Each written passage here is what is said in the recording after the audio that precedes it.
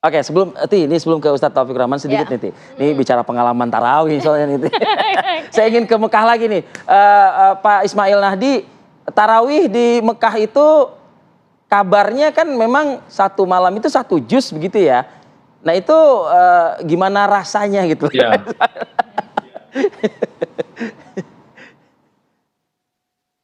iya. Kalau di Mekah memang 1 juz 1 malam ya, setiap 1 malam. Jadi Nah, sampai terakhir Ramadan itu 30 juz. Karena imamnya bacanya enak, tajwidnya enak, jadi kita benar-benar ini meresapi, dia. sehingga 1 juz itu nggak berasa gitu, nggak berasa capek, ya kan? Malah kita berasa kurang kadang-kadang kalau imamnya super enak gitu suaranya, alhamdulillah. Nah itu kalau ini sebetulnya bukan untuk apa-apa, mohon maaf ya, karena kan mungkin kan masyarakat di tanah air kan juga mungkin belum ada yang pernah melaksanakan tarawih di sana dan Ya, sebagainya. betul. Kalau untuk durasi itu Berapa lama sih? biasanya, mulai dari jam berapa sampai jam berapa? Ya, mulai dari jam setengah 9 sampai jam 10 ya, atau kadang sampai setengah 11 Oh, Nggak begitu lama padahal ya? begitu lama juga ya. waktu Saudi Arabia. Oke, Iya, waktu Saudi Baik. Arabia. Kalau untuk tarawih sendiri di tahun ini juga tidak ada perbedaan ya di sana ya? iya, tidak ada perbedaan, sama aja dengan tahun kemarin. Oke, baik.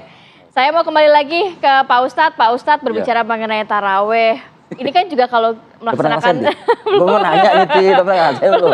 1 juz 1 malam loh, Ti. Tapi tadi nggak begitu lama, Vi. Emang nggak Kalau begitu memang lama. pakai iman begitu ya, Pak Ustadz ya, kayaknya nikmat aja gitu kan. Tapi Ya, ya apa Mbak, ini kalau sudah bicara di Mekah, di Madinah, termasuk di Indonesia, berapapun yang dibaca, kalau sudah berdirinya pakai iman, itu 1 juz 2 juz berasa kurang. Itu apalagi tadi yang Ustadz Ismail udah jelaskan, memang nih al-imam, domin, imam ini penanggung. Jadi nggak beda kita naik kendaraan. Kalau drivernya handal, ya enak, itu makmum pun nggak berasa lelah.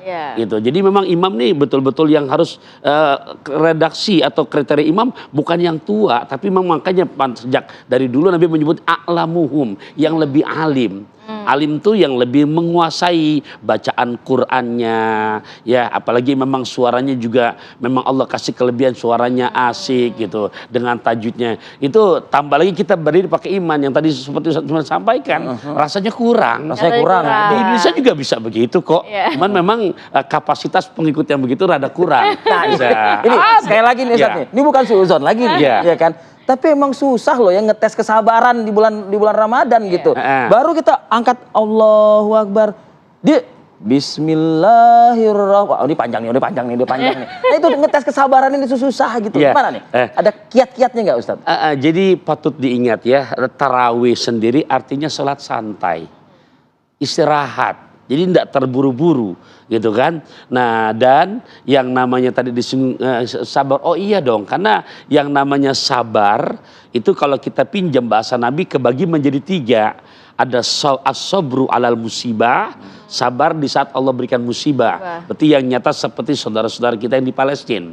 Nah kemudian ada lagi as-sabru alal maksiyah, sabar ketika maksiat di depan mata. Kita lagi puasa nih, gitu kan. Kita keluar, kadang-kadang kan kalau sekarang masih terasa puasanya Indonesia. Atau ntar seminggu kedua gitu kan. 10 hari kedua, 10 hari ketiga. Gitu kan. Kan bisa aja, mungkin kru nggak tahu kita belagak beluda. Itu maksiat gitu. Nah sabar yang ketiga tadi yang ditanyakan as-sabru alal ibadah, sabar dalam hal ibadah. Dan sholat itu salah satu cara mi'raj hamba kepada Allah. Mi'raj itu maksudnya berjumpa dengan Allah, sesuatu yang kita cintai, objeknya Allah. Di saat kita berjumpa, tidak beda kita dengan istri kita. Sudah saling take and give. I love you, you love me. You and me fabilaf bilaf. I belong to you, you belong to me. You and me belong. Pasti di saat ketemu inginnya lama. Nah begitupun dengan sholat. Betul, iya sama lah ya. Iya. Nah makanya tolong untuk mereka nih di saat perintah buat sholatnya sama beriman, sholat juga puasa juga sama. Konsep Quran surat Al-Baqarah ayat 153, ya ayyuhalladzina amanusta'inu bis-sabri was-shalah. Hai orang-orang yang beriman, minta tolonglah kamu kepada Allah dengan cara sabar dan sholat. Sholat. Tapi gimana caranya Pak Ustadz? Kadang-kadang kan kita suka tidak bisa mengontrol emosi dan kesabaran. Lagi macet-macetan pulang kantor mau buka puasa. Bertabrakan, emosi, ya kan? Klakson. Kemudian juga banyak hal-hal yang juga bagaimana nih kita harus bisa ngerem emosi kita, memupuk kesabaran kita di bulan suci. Berarti refleksi daripada puasanya belum kita dapatkan. Ini juga jejak 14 abad tahun yang lalu Nabi wanti-wanti, rubbas soim laisalahu min siyamhi ilal ju'i wal atos. Berapa banyak nanti engkau dapati umatku yang mereka berpuasa nggak kalah puasanya, pol, tapi punten cuma dapat 2, lapar dan haus.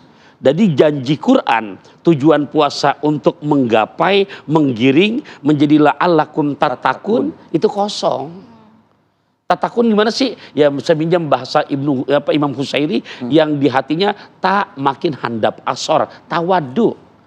Qaf makin muncul di perbuatan akhlaknya qanaah, mensyukuri nikmat yang ada yang Allah berikan pada kita. Wow, waro, nggak, kalau udah waro nggak mungkin korupsi, nggak mungkin.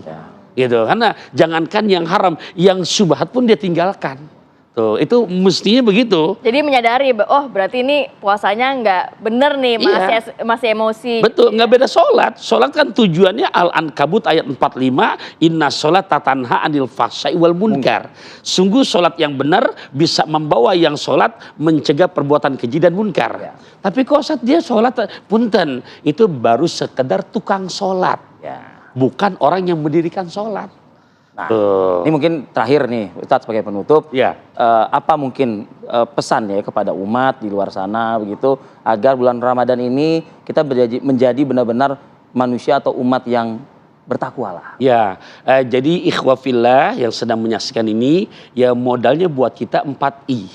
1 ilmu, terus kita tingkatkan kualitas pemahaman kita. Bahwasanya kita ibadah ini, kenapa kamu sholat yang 2, 3, yang 8? Karena bukan karena si fulan, bukan katanya. Nah, kedua pakai iman. Ya kalau sudah iman, maka konsepnya nanti apapun perintah Allah, sami'na wa ata'na wa ulaikum. Nah, yang ketiga ikhlas. Tingkatkan nilai ikhlasnya. Kalau sudah ikhlas, lillah indah. Enggak lillah lelah. Nah, yang terakhir nih istiqomah. Bisa nggak Ramadan bukan hanya di Ramadan doang, 11 bulan Ramadan, di luar Ramadan kita jadikan seperti Ramadan. Oke, baik Ustadz. Amin, harapannya seperti itu ya Pak Ustadz ya. Oke Pak Ismail, terakhir juga nih buat Anda nih Pak Ismail. Apa ya mungkin yang bisa disampaikan juga oleh kita yang ada di sana memaknai bulan suci Ramadan ini, apalagi berada di kota suci yang menjadi harapan juga seluruh umat di dunia begitu loh.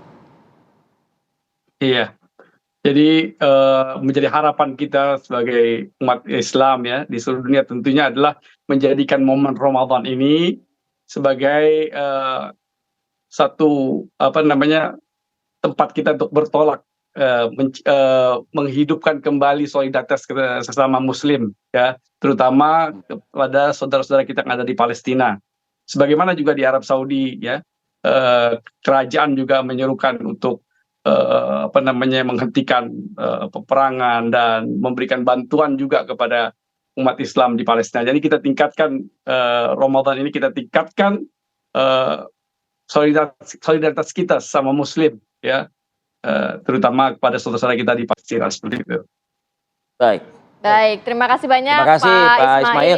Selamat sahur Pak Ismail. Selamat sahur, lancar-lancar puasa di sana.